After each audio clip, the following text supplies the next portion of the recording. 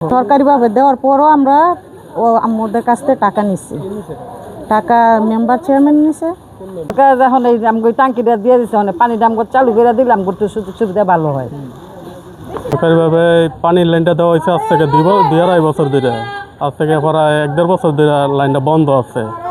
এটা গ্রামবাসীর অনেকের সমস্যা হইতে আছে। এই লাইনটা যদি চালু করে দেওয়া হইতো তাহলে এলাকাবাসীর জন্য অনেক ভালো হতো আর কি।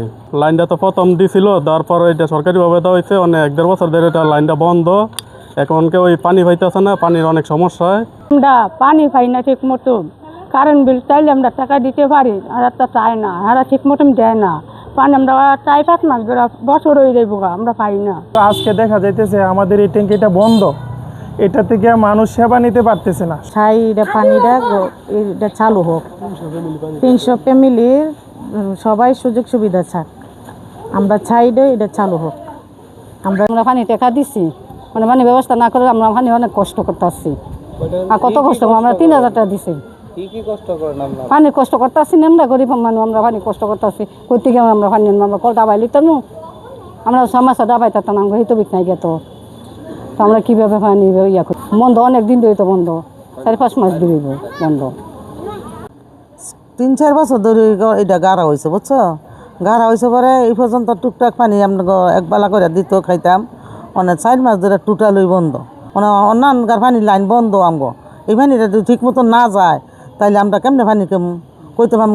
আর আমগো এই মানুষের তেনে মেম্বরে আর এনে যারা কাজ করছে এরা 3000 করে টেয়া নিছে। এই ভাইব যে দিছে আমগো এই সুমন মেম্বরে, এরা বুঝলেন, সুমন মেম্বরে কয়ে দিছে আর আমগো তেনে টেয়া নিছে।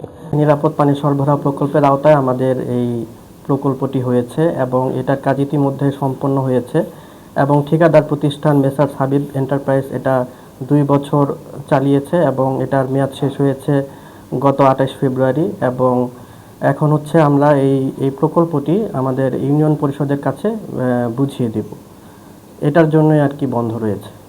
এই হ্যান্ডওভার প্রসেসটা একটু দেরি হচ্ছে, আমরা যত দ্রুত সম্ভব আমরা হ্যান্ডওভার করে দেব। কৌশল অধিদপ্তরের একটি প্রকল্প থেকে মূলত ভুলতাতে এই প্রজেক্টটি করা হয়েছে। এখানে 300 পরিবারের জন্য 1 লক্ষ লিটার ধারণ ক্ষমতা সম্পন্ন একটি ওয়াটার সাপ্লাই সিস্টেম তৈরি করা হয়েছে।